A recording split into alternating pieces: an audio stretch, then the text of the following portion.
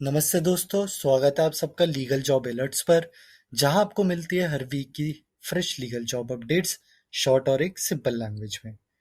तो आज हम बात कर रहे हैं एक बड़ी अपॉर्चुनिटी के बारे में, जो आई है नेशनल कंपनी लॉ ट्रिब्यूनल की तरफ से, यानी कि एनसीएलटी।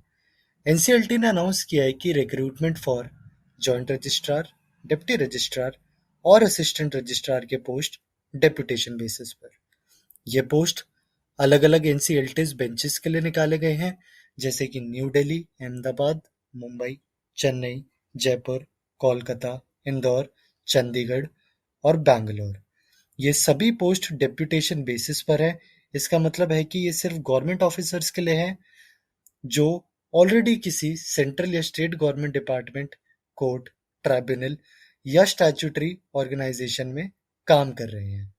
पोस्ट वाइज अगर पे स्केल देखा जाए दोस्तों, तो जॉइंट रजिस्ट्रार का यहाँ पे रहेगा लेवल 13, विच इज 1,23,100 टू 2,15,900 तक।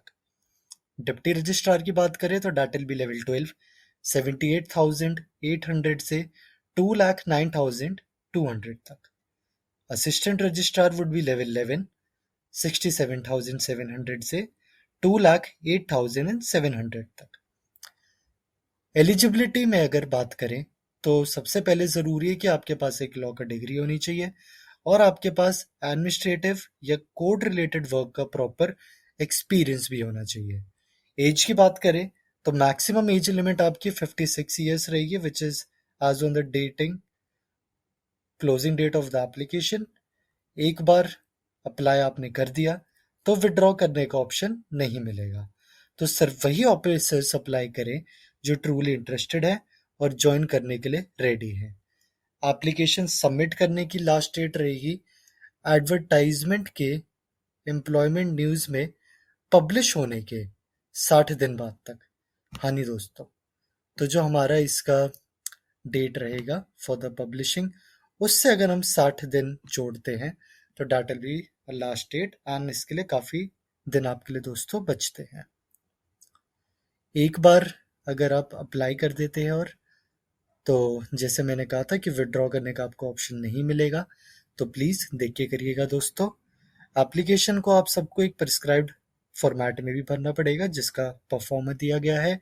ये अपने डिपार्टमेंट के थ्रू प्रॉपर चैनल से भी भेजना होगा, या आप मेल से या डायरेक्ट एनसीएलटी को पोस्ट भी कर सकते हैं, जिसका डिटेल्स डिस्क्रिप्शन में आपके दिए गए हैं। यहाँ पे आपको कुछ डॉक्यूमेंट्स भी अटैच करनी पड़ेंगी साथ में, जो कि रहेगा आपका बायोडेटा, आपके एजुकेशनल डॉक्यूमेंट्स, एपीआरस लास्ट 5 साल के इफ एप्लीकेबल, विजिलेंस का क्लियरेंस, इंटीग्रिटी का सर्टिफिकेट और आपका कैडर का क्लियरेंस। साथ ही साथ अगर कोई पेनल्टी लगी हो आप पे लास्ट 10 सालों में, तो उसका भी आपको रिकॉर्ड देना पड़ेगा। अब दोस्तों अगर हम आते हैं नेक्स्ट 2 की तरफ, the format which has been given by NCLT, जो आपको भर के देना पड़ेगा। तो यहाँ पे आपको अपना एक पासपोर्ट साइज कलर्ड फोटोग्राफ लगाना है, सेल्फ अटेस्ट करके। आपका पोस्ट अप्लाइड फॉर, कौन सी बेंच के लिए आप कर रहे हैं, आपका खुद का नाम और डेट ऑफ बर्थ। अगर आप किसी सर्विस को या आपका डेट ऑफ रिटायरमेंट अप्लाई होता है तो क्या आप SC/ST कैटेगरी से बिलोंग करते हैं, आपका ऑफिस का एड्रेस क्या रहेगा, कॉरेस्पॉन्डेंस या परमानेंट एड्रेस क्या रहेगा, आपका प्रेजेंट पे मैट्रिक्स में लेवल क्या रहेगा, साथ ही साथ मैट्रिक ऑनवर्ड्स आपका एजुकेशनल क्वालिफिकेशन कि आपने कौन सा एग्जाम पास करा है, किस यूनिवर्सिटी या बोर्ड से, year of passing, duration of course, आपके क्या सब्जेक्ट्स रहे और आपका परसेंटेज। साथ ही साथ आपको अपने एम्प्लॉयमेंट के भी डिटेल्स भरने पड़ेंगे, जिसमें आपका नेम ऑफ द ऑफिस, आपका post held, period, nature of duties और आपका लेवल ऑफ पे क्या है वो रहेगा। आपका नेचर ऑफ प्रेजेंट एम्प्लॉयमेंट क्या है, if it is permanent, ad hoc और टेम्पररी, तो वो भी आपको भरना पड़ेगा।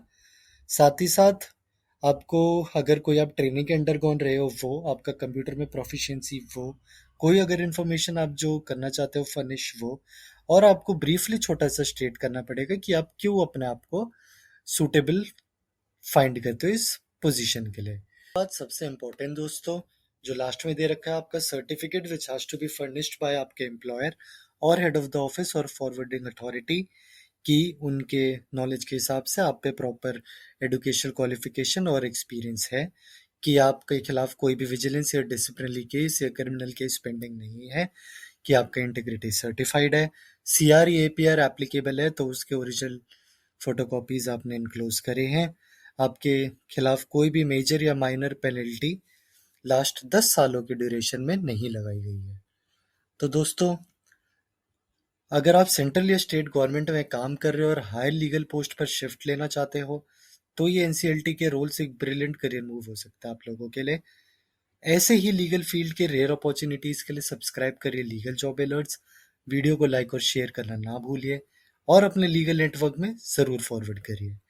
मिलते हैं दोस्तों अगले अपडेट में, तब तक के लिए बेस्ट ऑफ लक और जय हिंद।